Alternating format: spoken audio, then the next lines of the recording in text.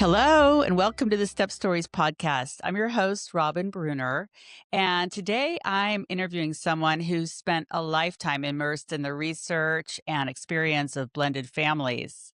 Welcome, Dr. Todd Jensen. Hi. Thank, thank you for having me. It's a pleasure to join you. I really appreciate it. I know that you are extremely busy right now with new grad students coming through and doctorate students. I think you just told me. So I really appreciate you taking this time today to share your knowledge, of which you have a lot. Um, so you are in North Carolina. Tell me about where you are a little bit.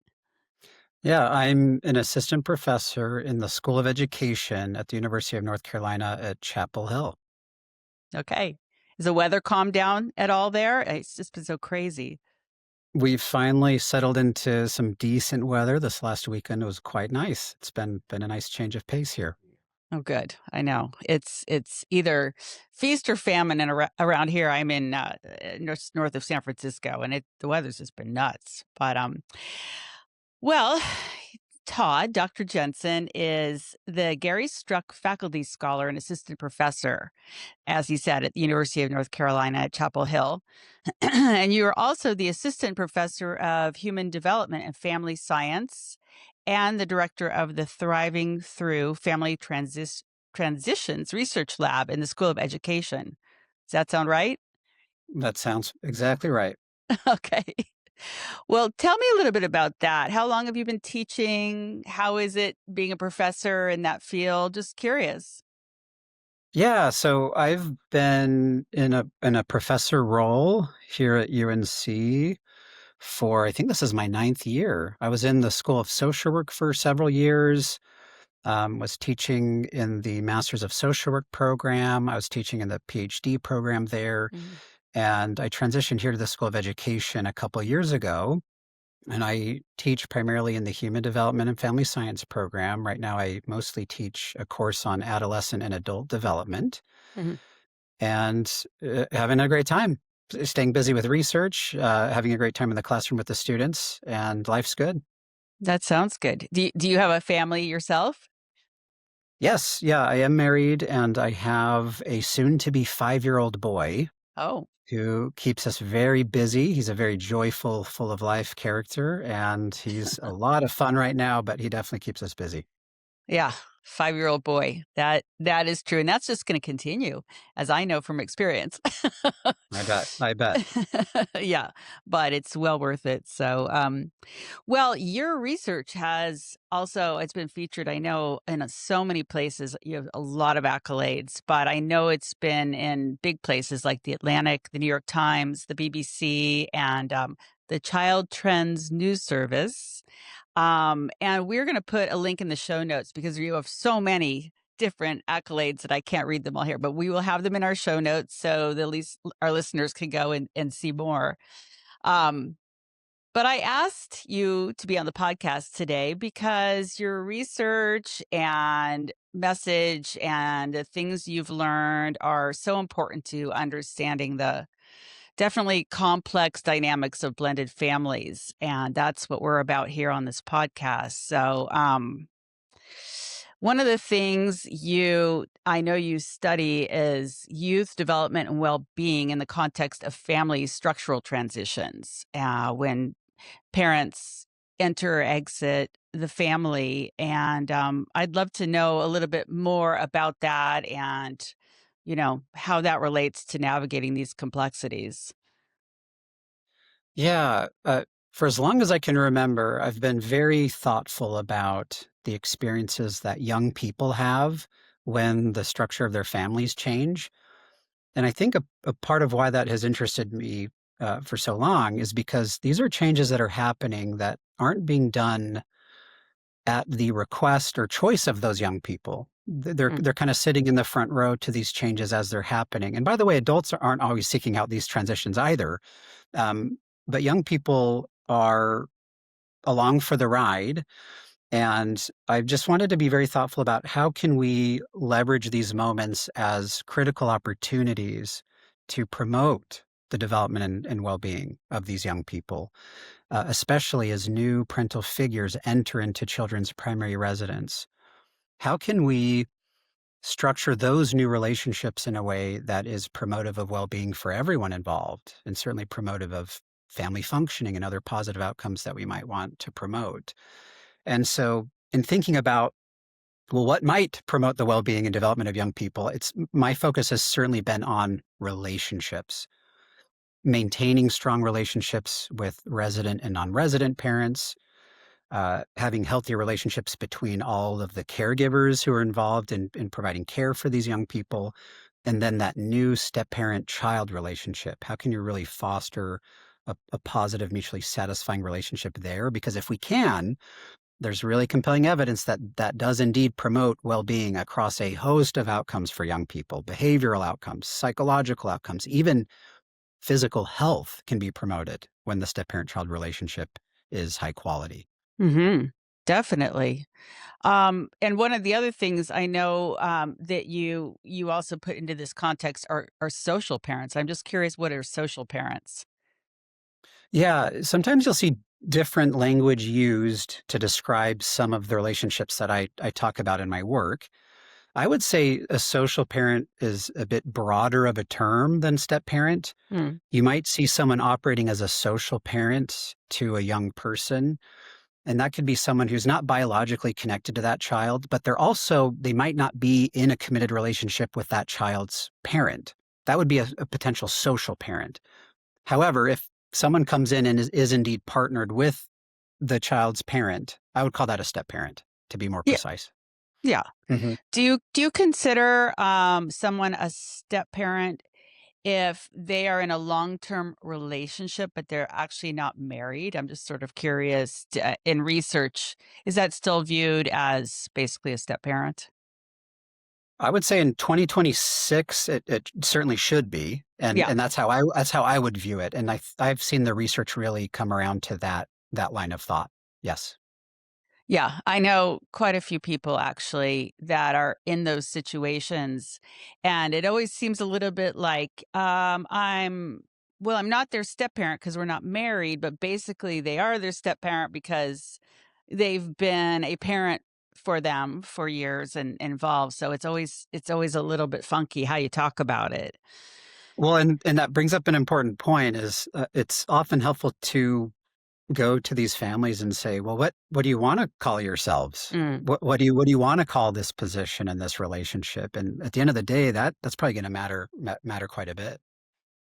Yeah, absolutely. And I think that's one of the things that you're really researching, right? Is just how you break down and set up and build up these connections within the family. And one of the things that I've learned by doing this podcast is, I mean, it's one of the reasons why I wanted to start the podcast to begin with, is because there's very little, it seems like, out there to support step families, step parents, step kids. And I'm glad to know that you're working on changing that and training people that are going into that field. And it's something like 42% of kids in the US are living in step families. Does that sound right? We've got a lot of different ways to try to get a sense of how often this is being experienced, and there's a number of ways to look at it, and I can go into as much depth as you'd like. You just let me know if I'm going too Go far. ahead. Please do. As Um, long as we can, well, just say what you want, and I'll help break it down if it sounds too academic for okay, us I love us that. average people who aren't doctorate students. No, I love that. I love that. Yeah, so if you look in a given year in the United States and you look at census data, you can count up, well, how many kids under the age of 18 are living in what we would define as a step family? And it turns out that that's going to be somewhere between 11 and 16%. So in any given year, at any given moment, about 11 to 16% of kids are living Oh, in a step family. oh, If you look forward and say, well, let's project by age 18, how many kids are likely to have this experience before they arrive at adulthood? That gets upwards of 30%. okay. And then if you get a sense of, well, how many young adults report having some step relationship of any kind, step grandparent, step parent, that gets us to about 42%.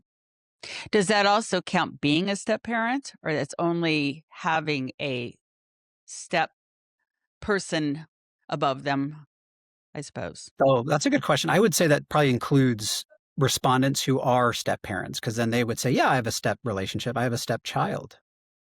So what was that Yeah. number again? Did you say? According to the Pew Research Center, that's Okay, 42%. that And is by the the way, 42 yeah, there's room to update some of these numbers. They're starting to get a little bit old, so I'm thinking these numbers are going up. going up. Yeah, That'd be I'm my guess. curious about that.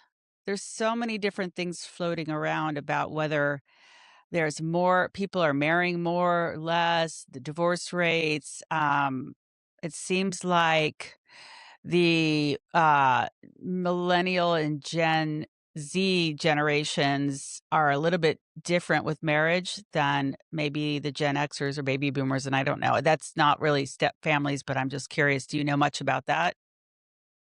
Yeah, a little bit. I mean, we certainly know that over time, divorce rates have actually been going down Hmm. overall, except for those who are 50 years old and older. For that group, the rate's been going up, actually. Right. The gray divorce, right? That's right. Yeah, that's right. Yeah. And then marriage rates have also been going down. Mm.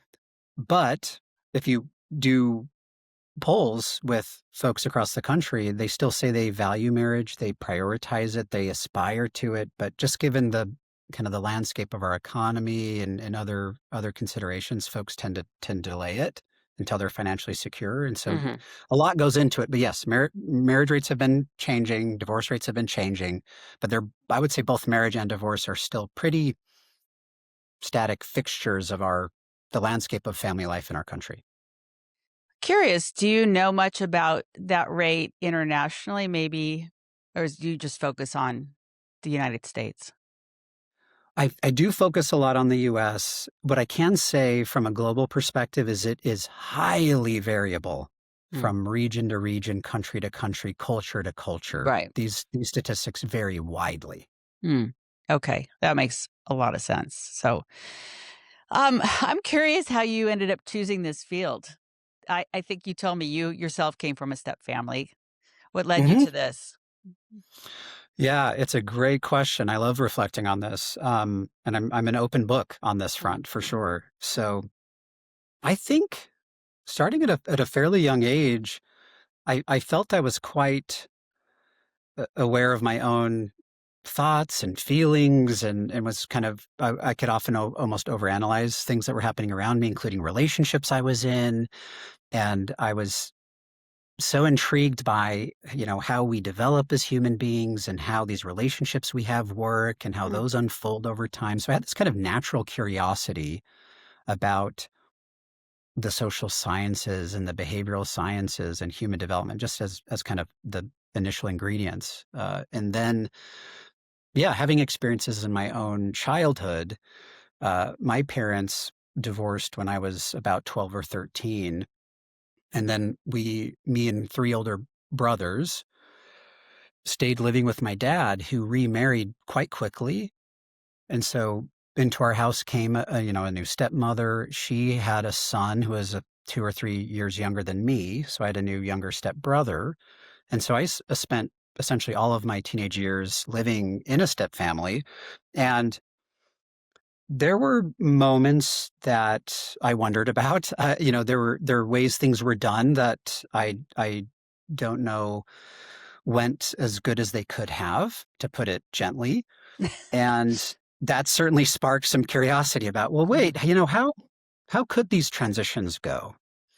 What's a full menu of possibilities here that I didn't get the chance to explore and experience, but maybe other families get to? And mhm, that really fueled a real deep research interest in these topics and wanting to answer questions about how can these relationships progress over time and who gets to decide and uh, how creative can we be here? I just felt like, sometimes we get these scripts about here's what parents do. Well, how about step parents just do that? And that often doesn't work well, mm.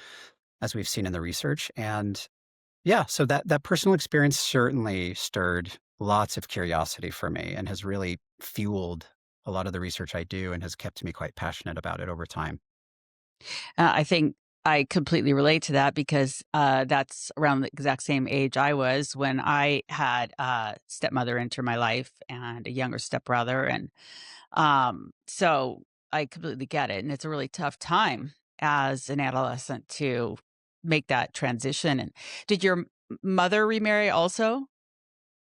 So she never remarried. You know, she's come in and out of various committed relationships, and she she lived nearby throughout all my teenage years and was still very involved, and so maintained a pretty decent connection with her, which was definitely an asset. So, did you live with your father most of the time, or did you split up your time?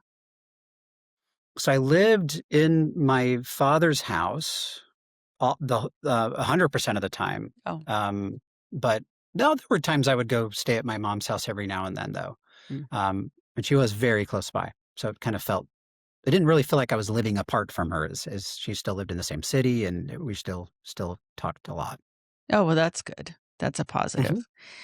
Um, well, and I know that I think, you were trained as a clinical social worker. Is that true? Yep. Is that how you started? Yeah. Well, what were some of the things you learned from actually being in the field, um, working with people? Oh, yeah, that took me into settings I wasn't anticipating. So, yeah, as an undergraduate student, I really dove into a human development and family science degree, which gave me exposure to all the sorts of things I Mm, was fascinated by. And then I moved into an MSW, a Master's of Social Work program with a clinical emphasis. So I was very much trained as a clinical social worker.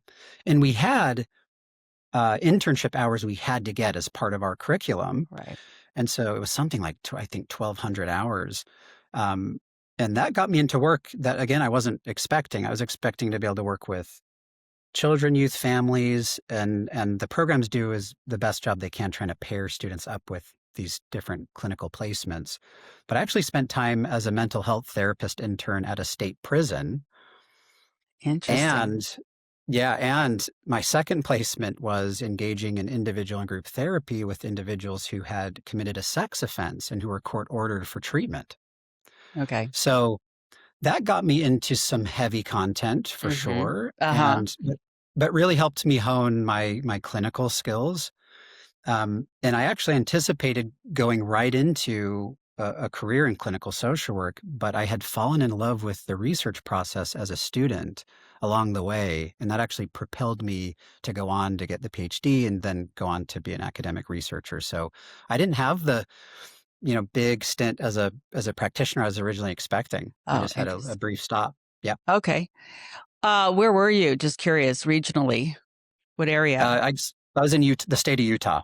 Oh, the state of Utah. Okay. Mhm. I actually just interviewed last week a man a really wonderful man, actually, but he was abused as a child badly on his own for many years and committed a crime, murder, in you know, in a during a fight. And he spent 30 years in prison and has been out about a year and a half and has done so much rehab work, and it's very interesting to talk to him and to understand how many people that come out of violence as children end up perpetuating that because that's what they've learned as adults, and, so we talked a lot about that, but anyway, kind of related to what you're talking about, I think. Yeah. Yeah. So but now you're focusing more on your research and on teaching students who are going to go out in the world and support children and families, right? Yes, it's such a delight to work with these undergraduate students who are coming through our human development and family science program Mm. because it's very much a pre-professional degree. So a lot of these students are making plans for going into all sorts of different professions and graduate level training programs. So it's just a nice, amazing formative time to be able to kind of hop into their journey and try to help support them as they have these career pursuits ahead of them. Well, and that's fantastic. I kind of want to get back to talking about things that actually might be of help to listeners on the podcast.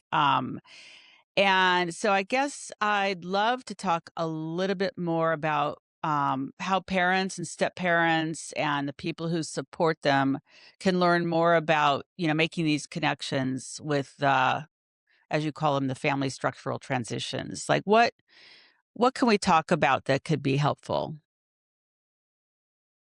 We could probably talk about a lot of things Yeah. that could be helpful, and happy to go anywhere we might like. One thing I can say is a lot of my work has focused on these family transitions and when they happen in the presence of teens, adolescents, Mhm. uh, because that can be a tricky time for transitions to happen. Mhm. That can be a tricky time for families of all kinds to adjust. Yeah. Adolescence comes with all sorts of developmental Right. changes that are Correct. important to acknowledge. Yeah. Mhm. So I'll note that. So a lot of my work does attend to that. Mhm. Um, Another thing I'm happy to talk about too is the incredible opportunity that step parent child relationships present to create unique, custom relationships that don't have to fit anyone's expectations, but simply can be what they naturally seem to be. And that can actually produce high quality relationships. There's not one path to a high quality relationship. There are multiple pathways.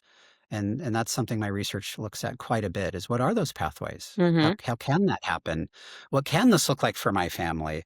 And I think that's really important work to help liberate families to break free from any sort of unrealistic expectations, pressures that are being imposed on us to look and act a certain way, and instead just think, what just makes sense for us in this family? Because we're an individual, unique family. What actually makes sense here, and what is going to fulfill us? What is going to, produce a rewarding relationship? And there's so many different pathways to get there. Yeah. Well, I'm curious to drill down just a little bit more when you're teaching people, especially young people that are going into the field. Um, do you go into, I know that that's really getting maybe more into a role of a therapy, but what how do you teach them to go forward and explore these pathways and help people explore the pathways, yeah. Do Well, you know it's a what good I'm saying? question. Yeah, I'm because I trying to bring it down to maybe a little bit more just concrete things, and I know what you're saying. Every family's different. Every family's different, and they have to find those connections that are gonna work. I get that, but I'm just curious if, how we can make it a little more concrete. yeah, no, it's a great question, and that's really something a lot of my recent research has been striving to do is to very concretely look at, in particular, step parent adolescent interaction. Yeah. What are the different ways that step parents and adolescents can interact with each other? And are there particular types of interactions that are pretty predictably unhelpful? Are there Mhm. interactions that are predictably helpful, or at least have a strong likelihood of being helpful? And so that's something my work has done, and I'm happy to dig into some examples of this. Yeah. Um, I think that would so, be so good because and one yeah, thing, sorry to interrupt, but it just popped into my head too. I'm also wondering about, like you and I experienced, where we had the step parent come in when we were already an adolescent and had to adjust. But also, so there's that example. And then I'm curious about the example of somebody who's come in when the kids are a little younger and then they reach adolescence and start also maybe going a little bit into a little more rebellion, or do you find those are different experiences? I think so. Yeah, I think so. I think you have cases when a step family can form when children are so young, they might not even remember the transition. And the Yeah. step parent might be one of the only caregivers that child has ever known. But that doesn't mean that that child is going to reach adolescence. And as they're striving for autonomy and they're going through identity development, they still might kind of reshape the narrative of their family a bit and start to question things and start to be a bit critical of things. That those Yeah. things can pop up in adolescence in any family for sure. Yeah. Yeah. It doesn't have to be a step family at all. I mean, that's just part of what adolescents do. It's natural. Yeah.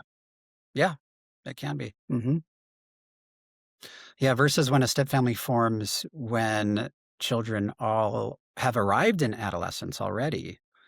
They have a long history of family life that predates that step family, and they got used to that, Mhm. understandably. We have a way of doing things. I have a role, my resident parent has a role, my non-resident parent has a role, whatever the living arrangement might be. We have patterns of interaction, we have ways of communicating, we have customs, we have norms, we have expectations.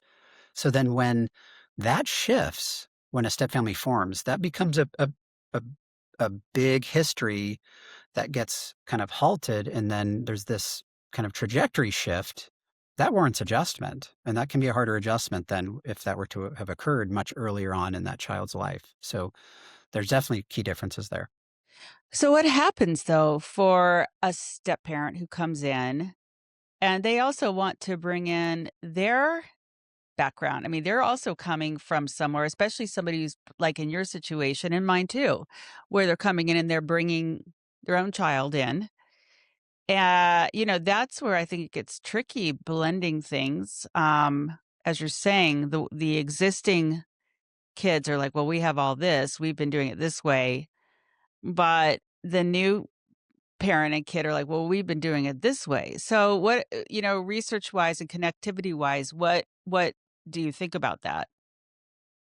Well, one, I would say that is one of the most pronounced challenges that shows up in the Mhm. work that practitioners do with these families is trying to maintain existing cultures Yeah. while also experiencing this kind of emerging joint culture. Mhm. That's challenging to navigate because we might want to rush that process. Right. We might want to mush it all together into one collective new Right. culture, Right. and that can be met with lots of resistance, understandably. Mhm.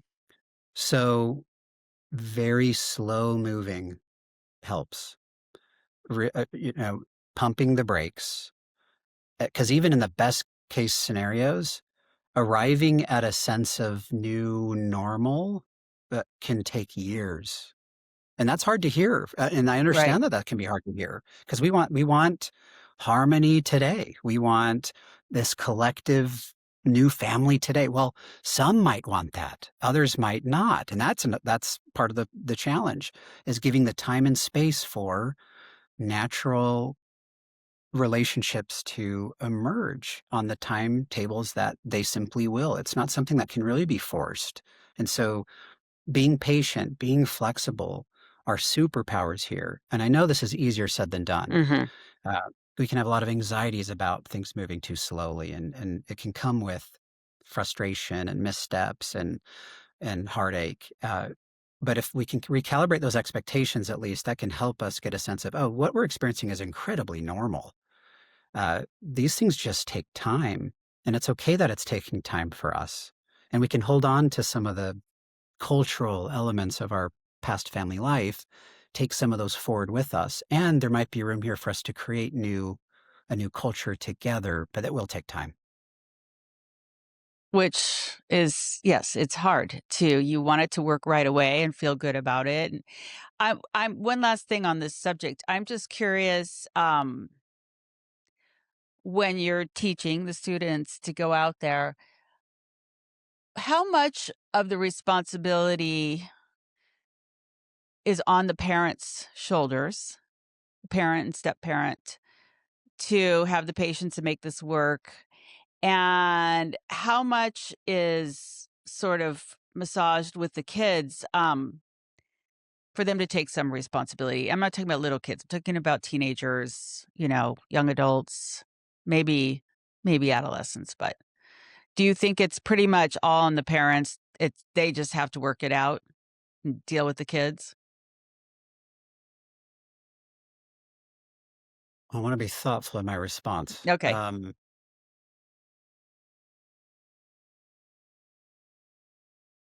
I think it's a tricky question and I think it does come with a bit of a tricky answer. Mm, I mean, I'm trying to think, would I feel comfortable, going to a teenager in a new step family and saying, "Hey, you're not really carrying your weight in what we're trying to do here." To some extent, adolescents developmentally are getting to a point where, they have some skin in the game and they're getting all sorts of powerful capabilities in how they think and how they can behave. And they're not going to do those things perfectly for sure. Um, so I would say, of course, they are contributors in all this because they might just stonewall any effort to do anything positive because, well, for all sorts of reasons. They just might struggle to adjust.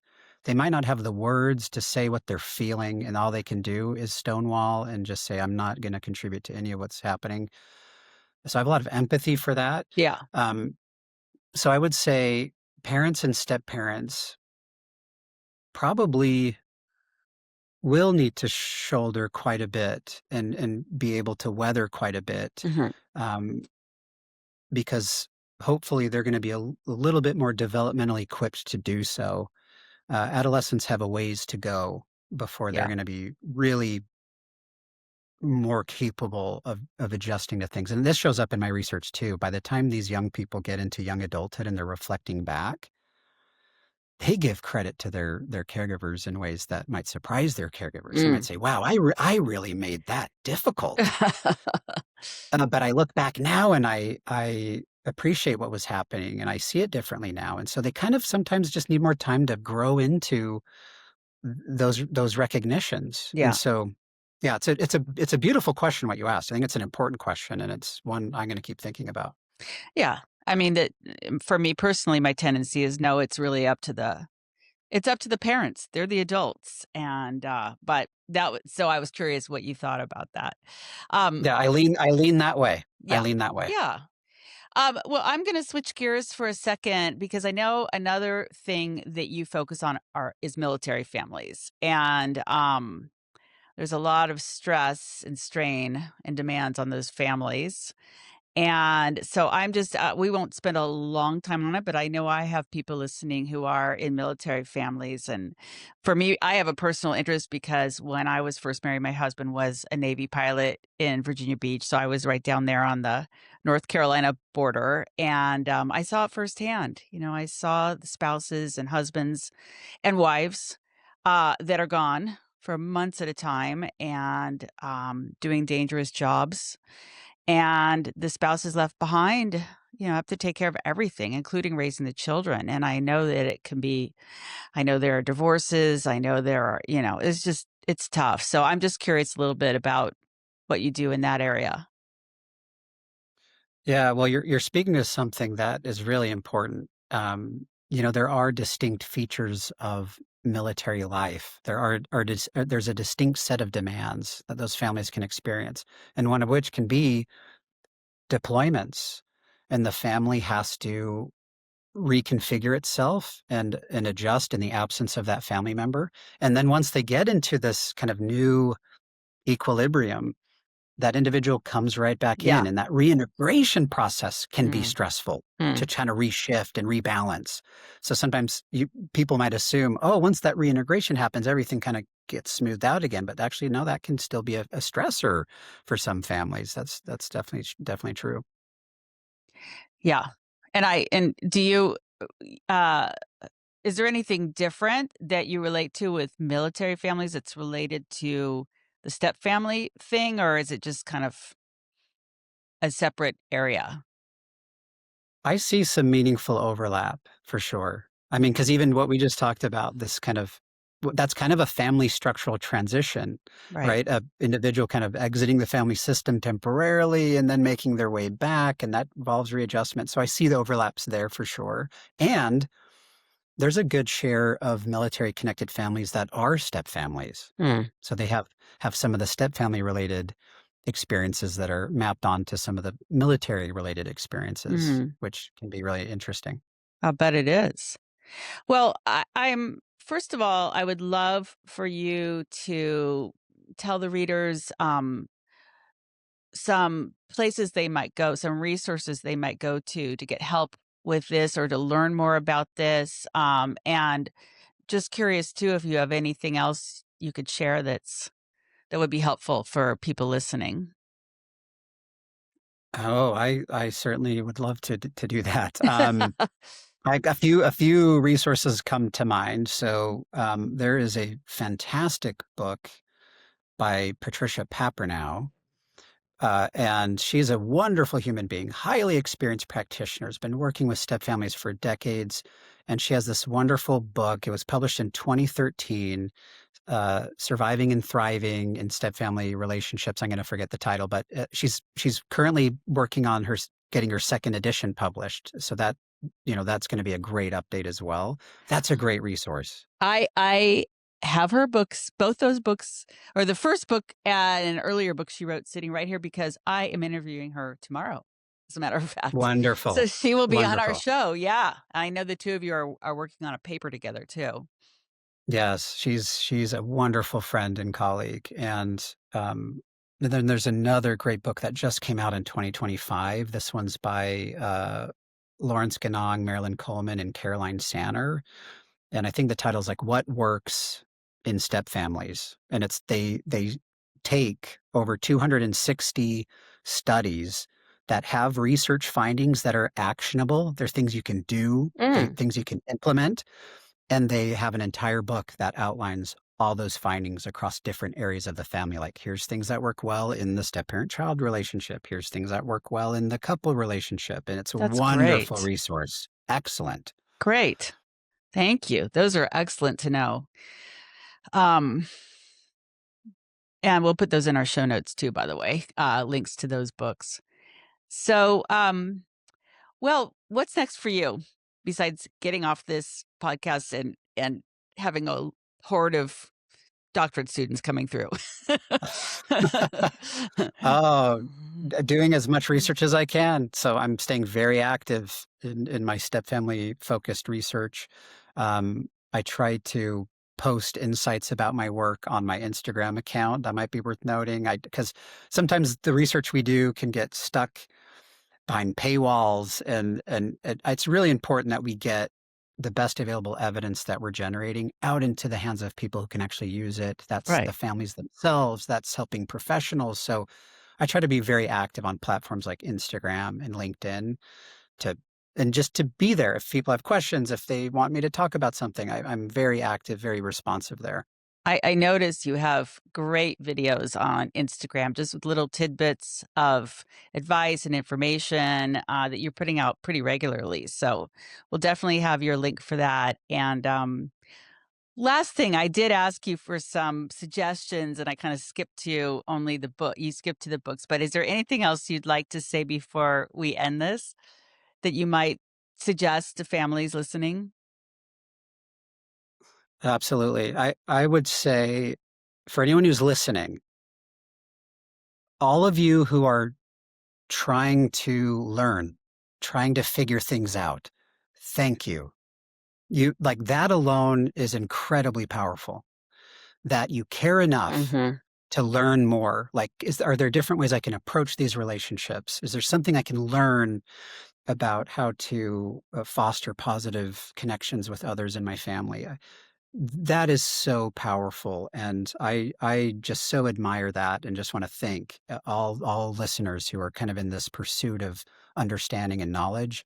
I just so admire that. Thank you.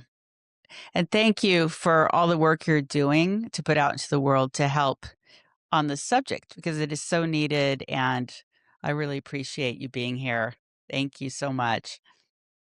Thank you for having me. It's been my Yeah. pleasure. Keep up the good work. Thank you. Thank you. Bye.